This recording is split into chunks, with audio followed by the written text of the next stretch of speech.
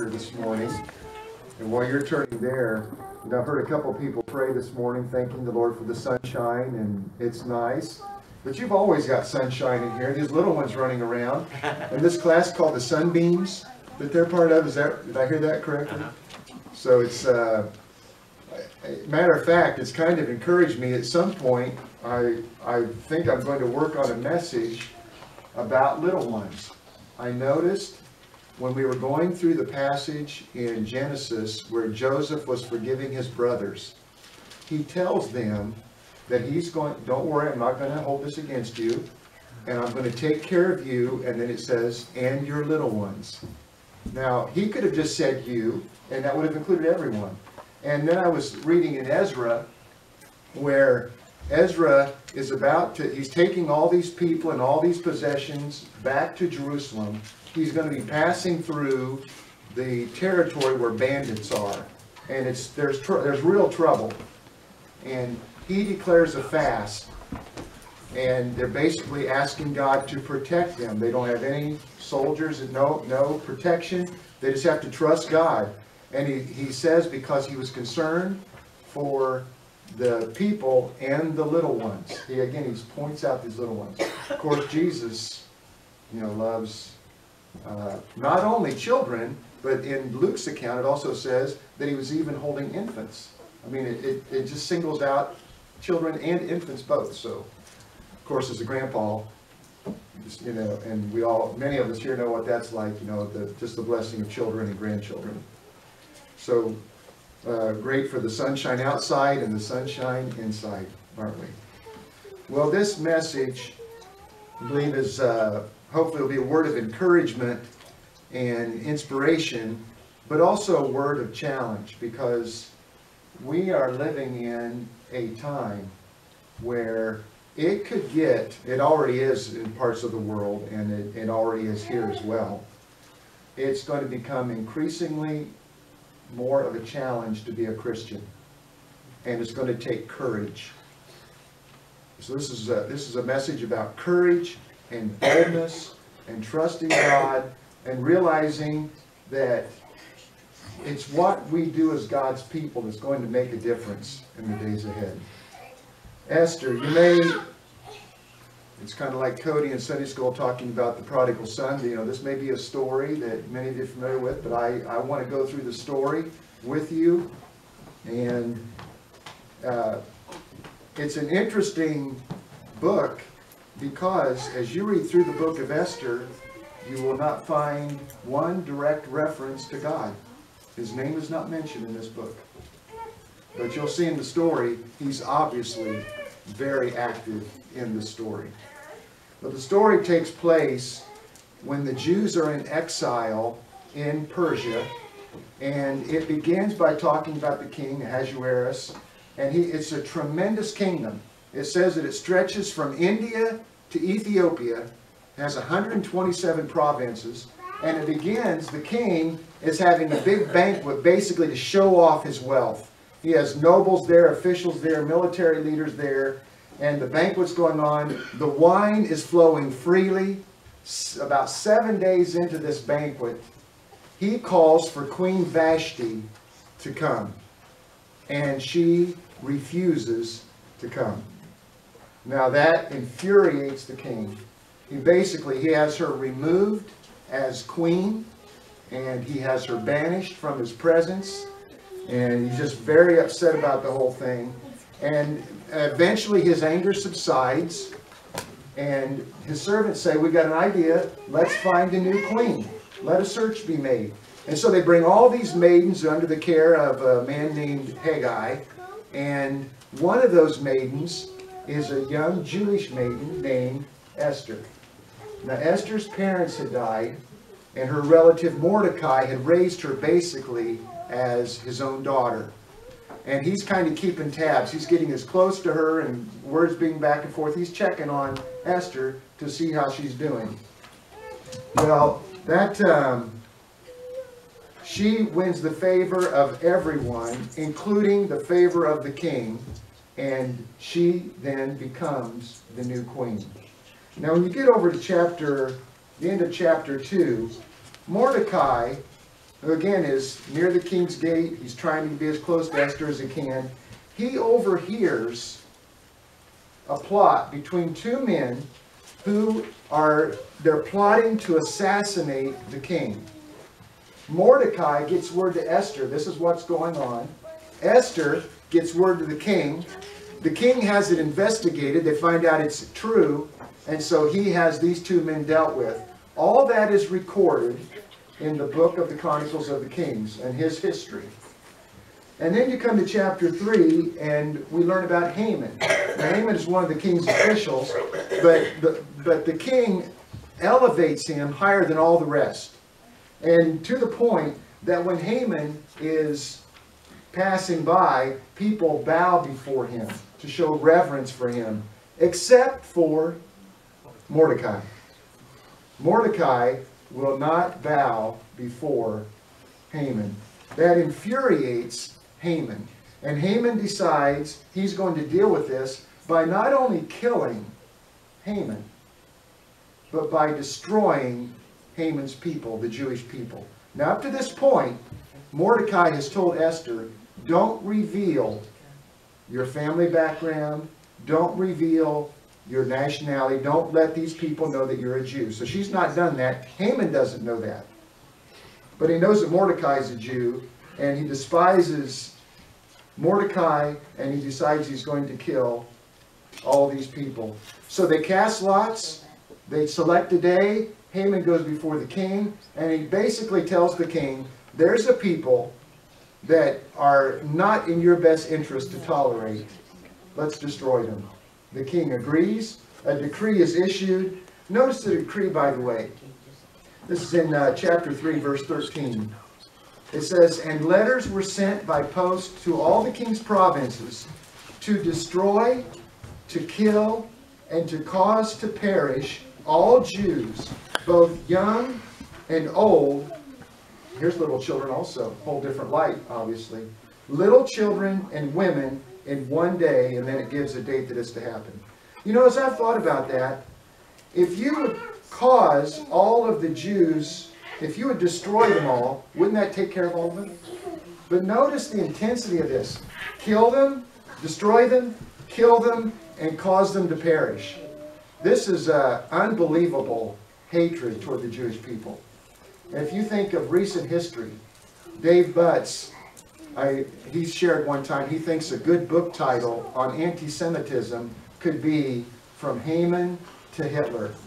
I mean, we have seen in our own day the same kind of hostility toward the Jewish people, where a systematic attempt to annihilate them. So underneath this, there's spiritual warfare underneath all of this. By the way, it's interesting, in our day, anti-Semitism is on the rise again, and including in our own country. So that's for another time, but there's great hostility toward the Jewish people. And Haman wants to destroy them, he wants to kill them, he wants to cause them to perish.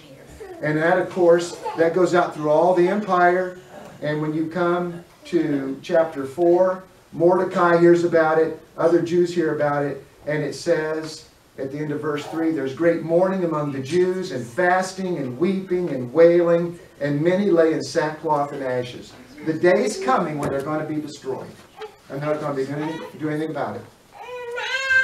Well, that leads, when you get down to into chapter 4, Mordecai and Esther begin talking about it through servants.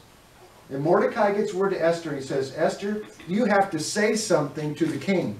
You've got to try to stop this. And Esther said, no one can go before the king. It's been 30 days since I've been before the king. No one can go before the king unless they are summoned to come to the king under penalty of death. So Mordecai, basically she's saying, if I go, I'm risking dying, unless, the only exception to that was, if someone comes unsummoned, if the king extends his golden scepter, then that person's life is spared.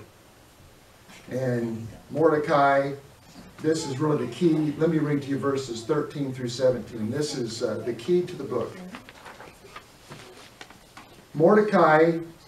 Then Mordecai commanded to answer Esther, think not with thyself that thou shalt escape in the king's house more than all the Jews.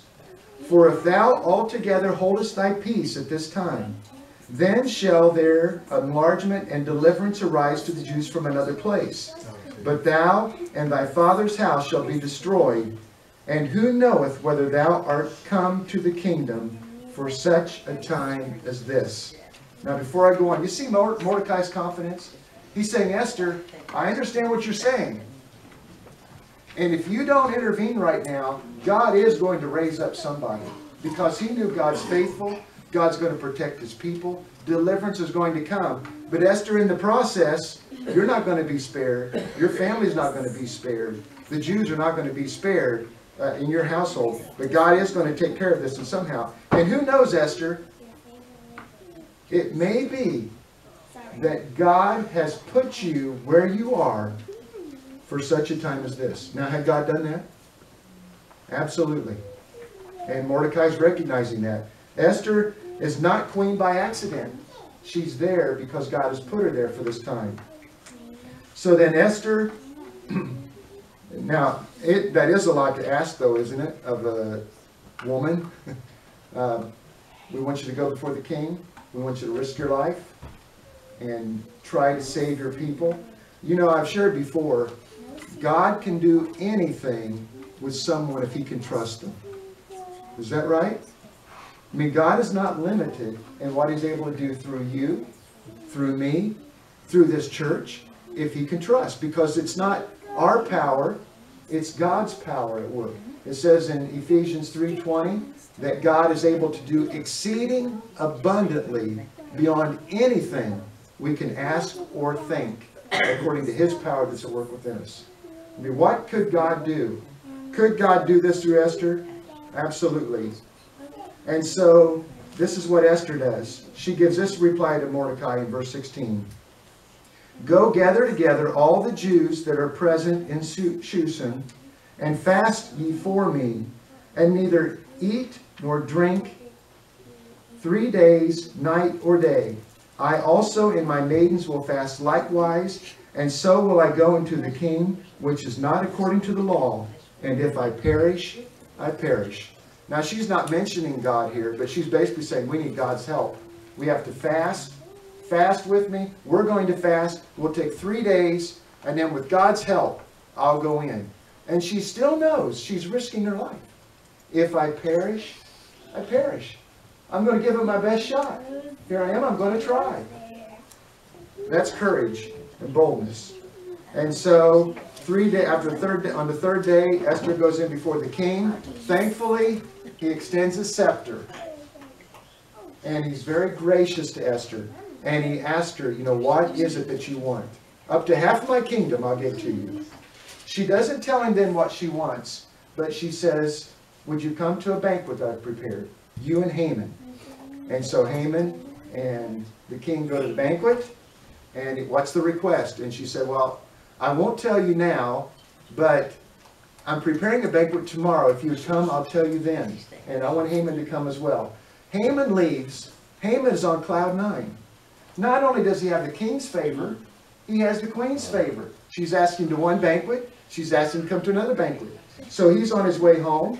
And guess who he runs into? He runs into Mordecai. And Mordecai will not bow before him. And he's upset about it. And he's infuriated by it. But he refrains himself. He goes home. He tells his family, I've got all this favor given toward me by the king and toward the queen. But none of it means anything because of this Mordecai. Now I'm paraphrasing, but his family basically says, well, let's just deal with this. Have some gallows built. Have Mordecai hanged on the gallows tomorrow. And then go to the party and have a good time. And that's what he decides to do. So he's going to build these gallows to take care of Mordecai. That night, it says in chapter 6, verse 1, on that night could not the king sleep. The king can't sleep, so he asked for the books, the records to come, his chronicles. And they read to him, and they read the part where Mordecai had uncovered that assassination plot. And the king said, what was ever done for that guy who found that out? And they said, nothing was ever done. And so the king said, he's wondering what to do to show honor to this guy. Haman comes in.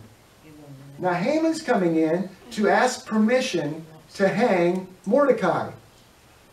And the king asked Haman, what should be done for the man whom the king wants to honor? Now, who does Haman think he's talking about? Haman thinks he's talking about himself. And so he says, well, for that man, what you should do, dress him in royal apparel, put him on the king's horse, give him a royal crown, have someone lead him around on that horse through the city, declaring, this is what's done for the man who the king delights to honor. And the king says, it's a great idea, Haman. That's what I want you to do for Mordecai. You see, the Lord just absolutely turned that on a dime. And God knows how to take care of his enemies. Haman does it. When he gets back, he goes back home. He tells his family what's happened. They're in distress. They realize Haman is doomed. It's over for him. They come from the banquet to get Haman. They say it's time for the banquet. He goes to the banquet. And in chapter 7, you have the banquet. Esther finally tells the king what her request is. And she says, I'm asking you to spare my life and the life of my people. You know, we're about to be destroyed. And the king is like, you know, what are you talking about? Who would do something like this? And she says, it's that wicked Haman. The king is so upset by it. He goes out to the garden. Haman now is pleading for his life, begging for his life before Esther. And it even says that he falls on the bed that she's reclining on and he's begging for his life. The king comes back in. He sees Haman there with Esther. It's too much for him. And one of the servants just happens, again I'm paraphrasing, but says, oh, by the way, king, there's some gallows out here that Haman had built because he was going to hang Mordecai on him. And the king said, that's where we're sending Haman. And they deal with Haman. And then you come to chapter 8. The Lord shows great favor to Esther and to Mordecai.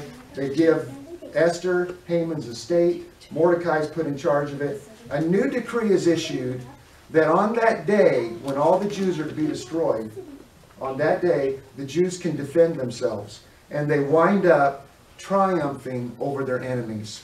But it was all because Esther and Mordecai had the faith and the courage to get involved in a hard time. Now, I mentioned a little bit earlier, one of the interesting things about Esther is there's no direct reference to the name of God, no reference to the Lord, and yet all this was happening because he was orchestrating it.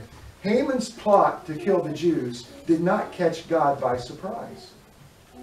And so he has Mordecai in place, he has Esther in place, they're at just the right time. The king is not able to sleep. And at just the right time, that night is when they read that very portion of the Chronicles to him. And he decides to honor Mordecai. And all that situation gets reversed. You know, our God is a sovereign God. Do you believe that? I mean, our God is absolutely in control.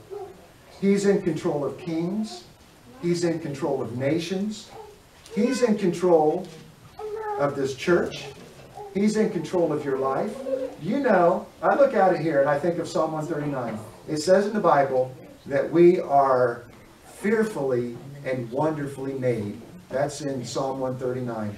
When you were in your mother's womb, you were not there by accident.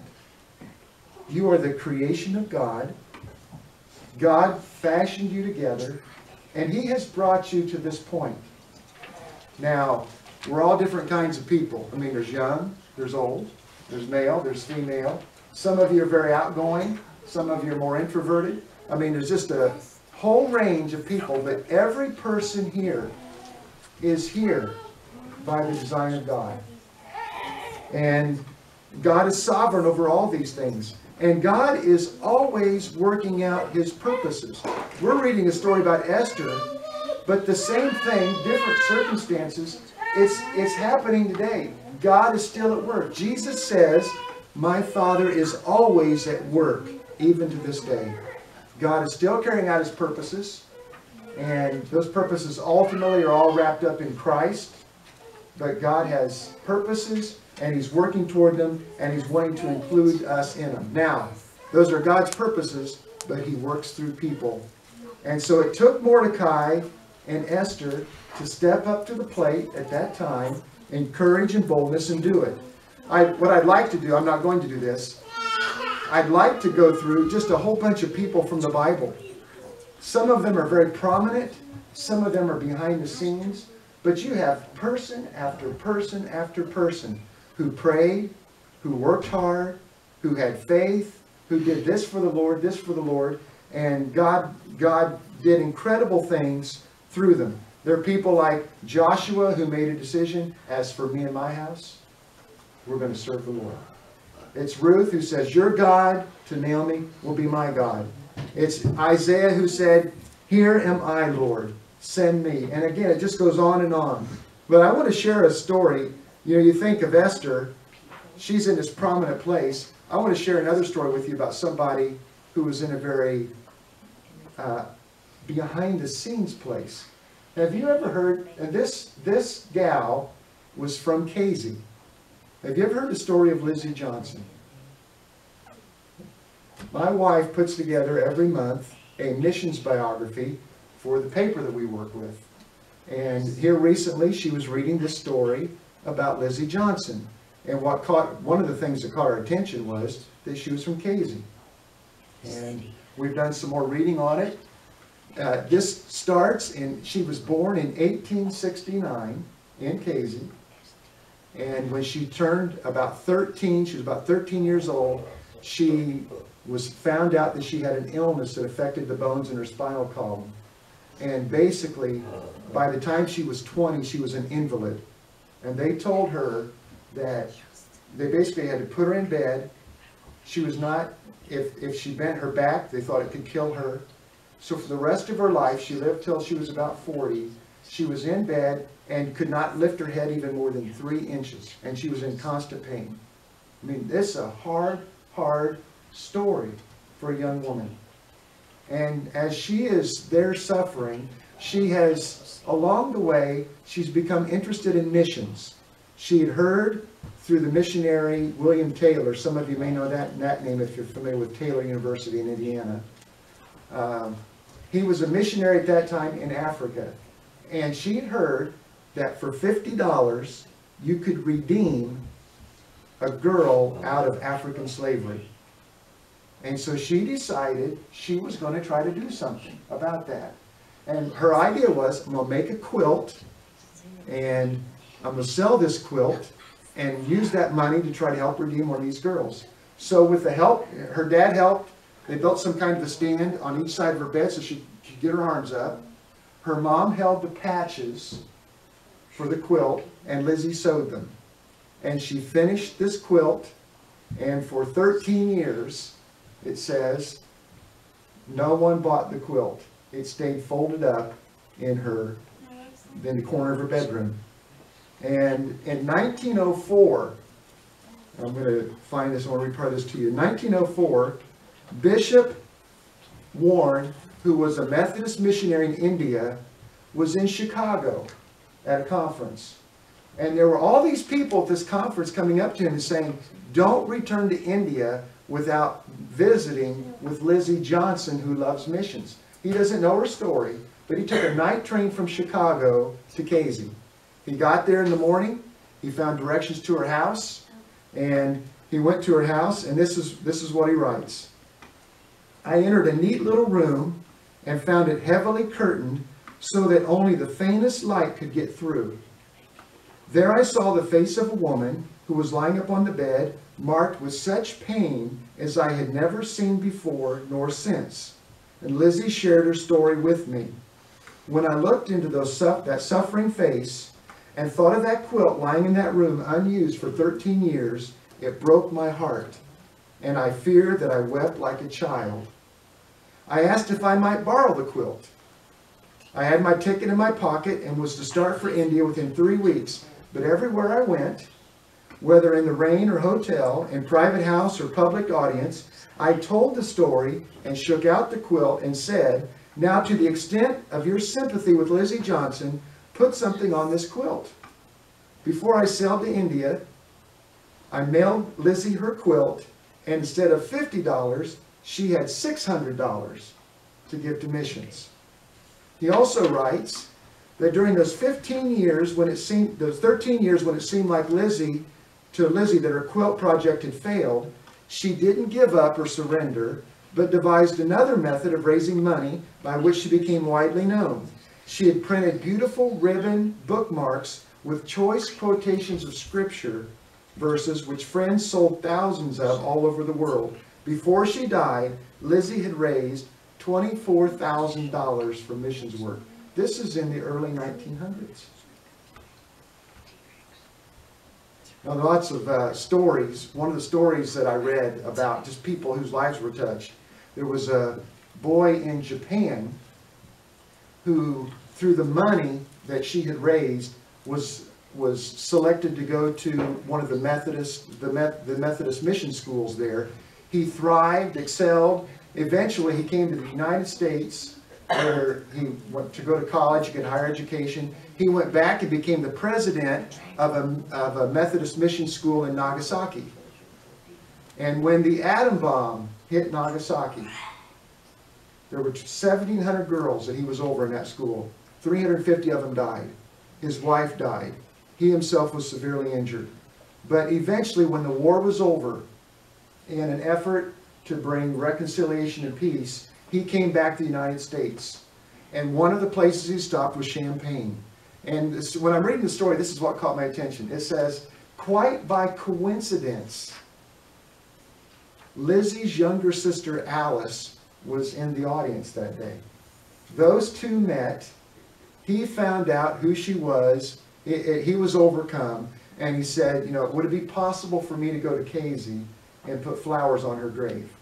And that's arranged. He goes to Casey. I don't know if that stone is still there. We're just learning about this story. I'd like to go sometime and see if, but he goes, he sees a simple little marker and it's just written on it, Lizzie, the missionary worker. Just that simple. Lizzie, the missionary worker, on that stone. He put the flowers. And so, you know, as I think about that story, it takes a young woman with courage to work through pain, to realize God is at work in the world. Lord, what can I do, even from this bed? But it also takes God orchestrating these things. That quilt would have just been sitting there, except this bishop from India is in Chicago and decides to make the trip down there and sees it. And then I think, too, just that story about the man from Japan, that he's in Champaign and her sister just happens to be there at this meeting. And then he's able to go to the grave, and the connections that God makes. Well, I want to encourage you to think about what God is doing in the world. And don't underestimate what He may want to do through your life. Do your prayers matter? Does your boldness in sharing the gospel with someone matter? The love that God puts in your heart, the mercy, we talked last week about showing justice and mercy. Do those things matter? You know, when God gets a hold of a situation, and you don't know, how has God already maneuvered things to have you right where you are? And it may be a wonderful place like Esther. It may be a very hard place like Lizzie Johnson. But if God's got you there and you respond, you come to this word of Mordecai who says, who knows whether or not God has you where you are for such a time as this. And as I look at our country, we are as in desperate need in my lifetime, certainly, as we have ever been for God's people to be God's people. Our country needs the truth. Our country needs grace. Our country needs someone to show them. Our country needs light. I mean, are we not being surrounded by spiritual darkness? We are the light of the world. And we're the salt of the earth. And it could be that this is the hour for us to say, Lord, you have everything.